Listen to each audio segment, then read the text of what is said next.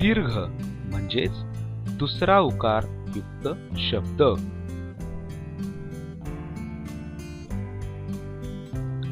कुठल्याही व्यंजनाला ज्यावेळेस दुसरा उकार दिला जातो त्यावेळेस त्याचा उच्चार बदलतो. जसं की क ला दुसरा उकार दिल्यानंतर त्याचा उच्चार होतो कु. अगदी तसंच इतरही व्यंजनांच्या बाबतीमध्ये घडतं, ते पाहूया आपण. क ला दुसरा उकार कु, ख ला दुसरा उकार खु, ग ला दुसरा उकार गु, घ ला दुसरा उकार घु, च ला दुसरा उकार चू, छ ला दुसरा उकार छू, ज ला दुसरा उकार जू, झ ला दुसरा उकार झू, ट ला दुसरा उकार टू, ठ ला दुसरा उकार टू, ड ला दुसरा उकार डू, ढ ला दुसरा उकार ढू, न ला दुसरा उकार नू, त ला दुसरा उकार तू, थ ला दुसरा उकार थू, द ला दुसरा उकार दू, ध ला दुसरा उकार दू, न ला दुसरा उकार नू, प ला दुसरा उकार पू, फ ला दुसरा उकार फू, ब ला दुसरा उकार बू, भ ला दुसरा उकार भू, म ला दुसरा उकार मू, य ला दुसरा उकार यू, र ला दुसरा उकार रू, ल ला दुसरा उकार लू, व ला दुसरा उकार वू, श ला दुसरा उकार शू, स ला दुसरा उकार सू, ह ला दुसरा उकार हू, ळ ला दुसरा उकार ळू, क्ष ला दुसरा उकार क्षू आणि न्य ला दुसरा उकार न्यू. चला तर मग आता आपण दुसऱ्या उकाराचे काही शब्द पाहूया. म्हणा माझ्या मागे. कुळ,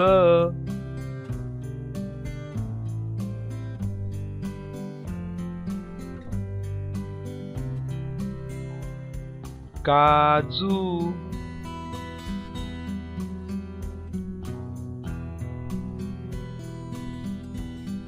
खून,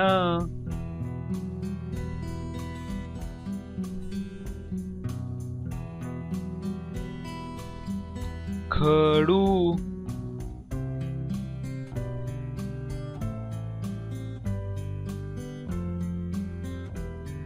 गणू,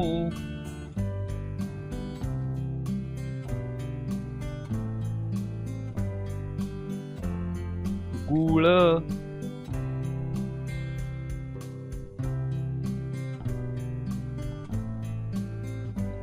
घुस,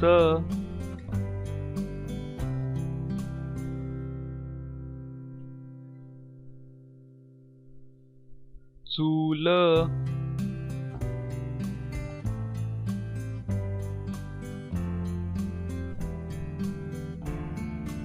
दूध,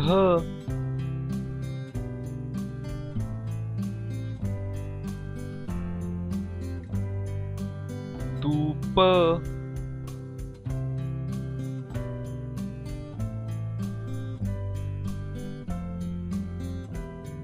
जादू,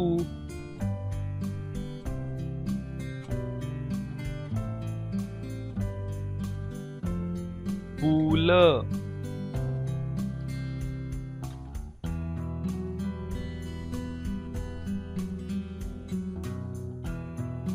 सासू,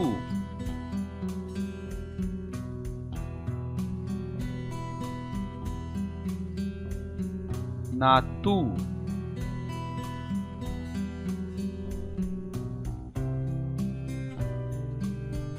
मूल,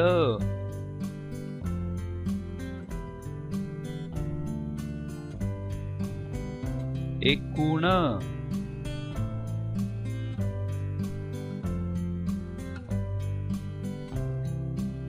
लाडू,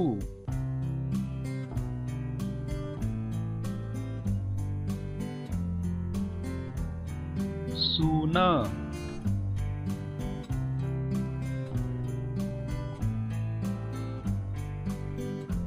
बाळू,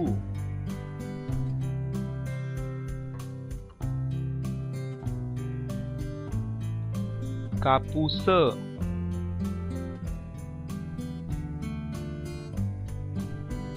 कुलूप,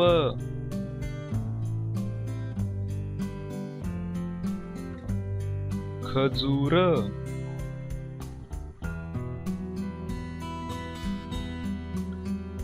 चाबूक,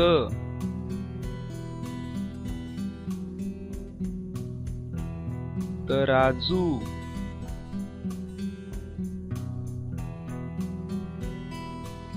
मजूर,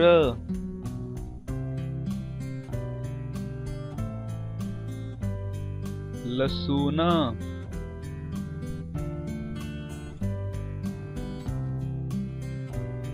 कबूतर। लक्षात ठेवा, उ हा स्वर ज्या शब्दात येतो त्यात देखील उकाराच्या उच्चाराप्रमाणेच उच्चार होतो। जसे खाऊ, भाऊ, माऊ, पाऊस, पाऊल।